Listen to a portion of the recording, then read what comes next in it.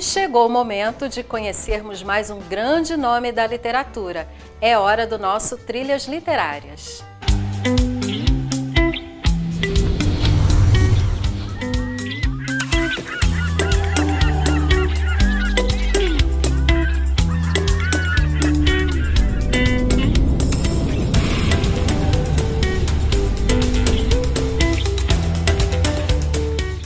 E hoje vamos atender ao pedido de um amigo nosso aqui da TVC, o Ney Carvalho, apresentador do programa Voz da Cidade.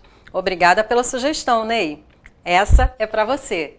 O Trilhas Literárias traz um escritor e editor brasileiro, considerado um dos primeiros autores da literatura infantil de nosso país e de toda a América Latina. Estamos falando de Monteiro Lobato.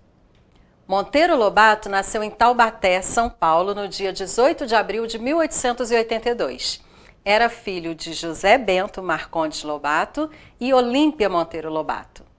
Alfabetizado pela mãe, logo despertou o gosto pela leitura, lendo todos os livros infantis da biblioteca de seu avô, o Visconde de Tremembé. Desde criança, Monteiro Lobato já demonstrava seu temperamento inquieto.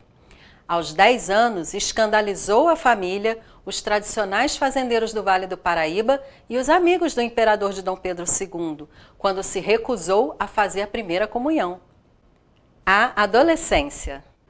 Monteiro Lobato fez seus primeiros estudos em sua cidade natal.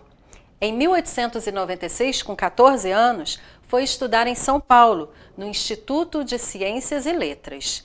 Em 1898, ficou órfão de pai e logo em seguida perdeu sua mãe, ficando aos cuidados do avô.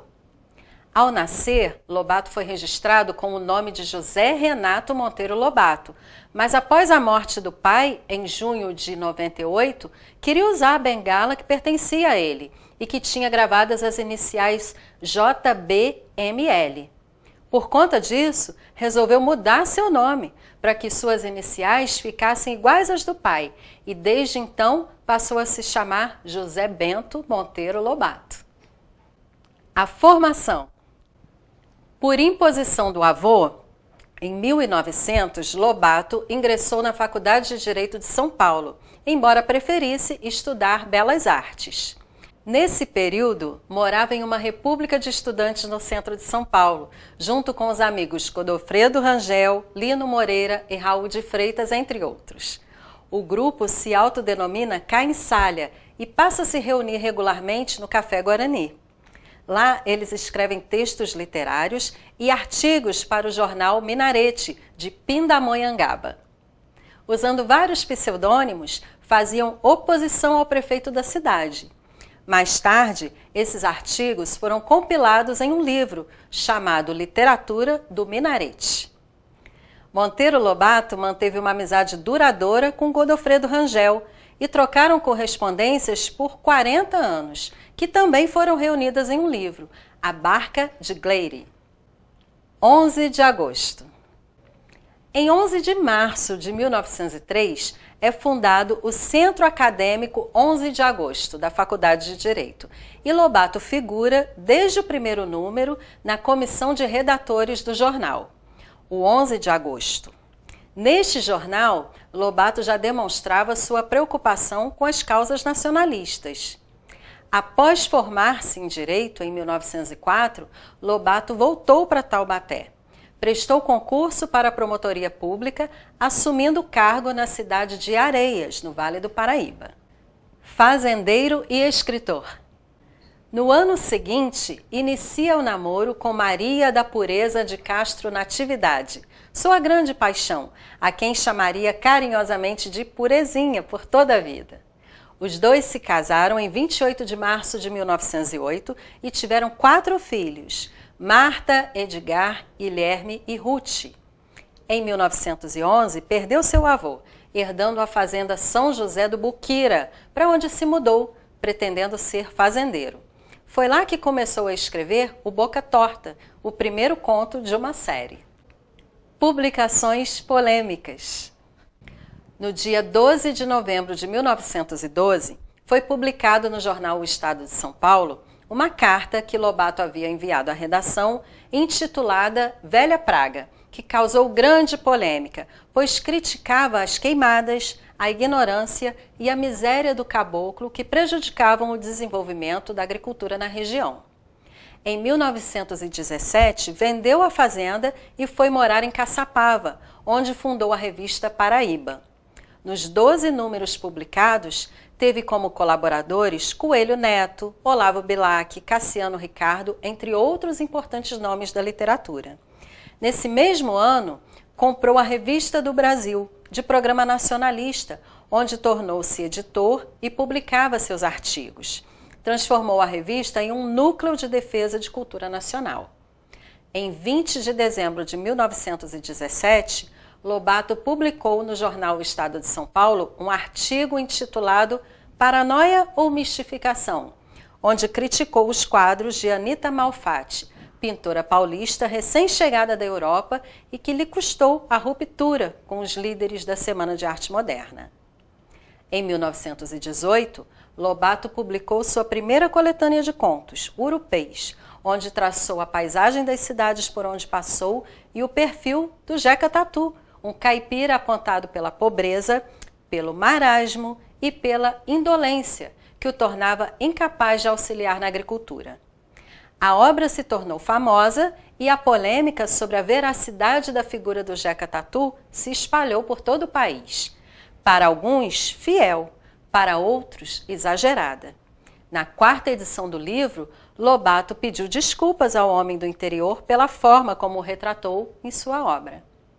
Primeiros livros infantis. Entusiasmado com o sucesso de Urupês, em 1919, Monteiro Lobato fundou a editora Monteiro Lobato, a primeira editora nacional, através da qual publicou seus primeiros livros infantis. Em 1921, publicou Narizinho Arrebitado, que depois passaria a chamar-se Reinações de Narizinho. Em seguida, publicou Saci, em 21, O Marquês de Rabicó, em 22.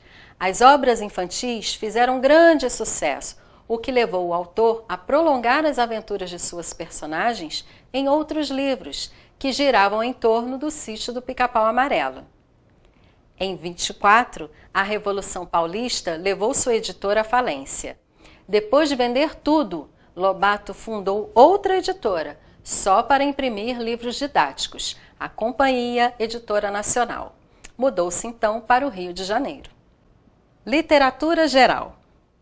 Entre as obras de literatura geral de Monteiro Lobato, há livros de ficção e outros sobre questões sociais, políticas e econômicas, mas todos apresentam caráter nacionalista e interesse pelos problemas do país e pela construção de um futuro melhor.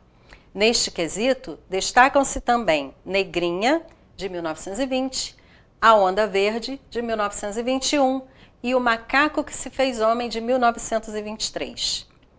Muito fala-se hoje a respeito da obra de Lobato ter um teor racista e preconceituoso, em vários aspectos. Algumas de suas obras estão sendo revisadas, a fim de eliminar todos os possíveis pontos de conflito entre a escrita feita há um século, quando o país era outro e as discussões sociais ainda não tinham tanto espaço para o pleno debate e a argumentação de ideias diversas. Salvas todas as questões históricas, culturais, sociais e até linguísticas que diferenciam a sociedade de hoje daquela em que Lobato viveu, é importante ressaltar que a literatura, assim como toda forma de arte, deve servir para unir e nunca para distanciar as pessoas. A defesa do petróleo. Em 1927, Lobato foi nomeado por Washington Luiz adido cultural do Brasil nos Estados Unidos. O grande progresso industrial que observou levou-o a desejar o mesmo para o Brasil. Em 31, Lobato retorna ao Brasil e, no ano seguinte, publica suas impressões sobre a viagem aos Estados Unidos em América e dá início à fundação de uma companhia nacionalista pela produção de ferro e petróleo. Fez várias conferências e insistiu na existência de petróleo no subsolo brasileiro, mesmo que os técnicos estrangeiros afirmassem o contrário. Na defesa de suas empresas, Lobato resolveu reunir todos os fatos e, em 36, publicou O Escândalo do Petróleo e do Ferro. Prisão e exílio. Em 1941, durante a ditadura Vargas, Lobato foi condenado pelo Tribunal de Segurança Nacional a 6 meses de prisão, por conta de seu ataque ao Conselho Nacional do Petróleo. O escritor cumpriu apenas metade da pena. Politicamente perseguido, Monteiro Lobato mudou-se para a Argentina, onde viveu por 1 ano. Em 1947, regressou ao Brasil. Monteiro Lobato faleceu em São Paulo no dia 5 de julho de 1948, de problemas cardíacos. Em sua homenagem, no dia 18 de abril, dia de seu nascimento, é comemorado o Dia Nacional do Livro Infantil. E agora vamos conhecer um pouquinho do pensamento de Monteiro Lobato. Quem escreve um livro, cria um castelo. Quem o lê, mora nele. Um país se faz com homens e livros. Monteiro Lobato faz parte do imaginário de muitas gerações e certamente continuará fazendo. Que nossas crianças possam ler mais, conhecer mais, sonhar mais. É necessário e urgente fomentar a leitura e a cultura dos pequenos. E neste papel, todos somos responsáveis. Espero que você tenha gostado do quadro de hoje.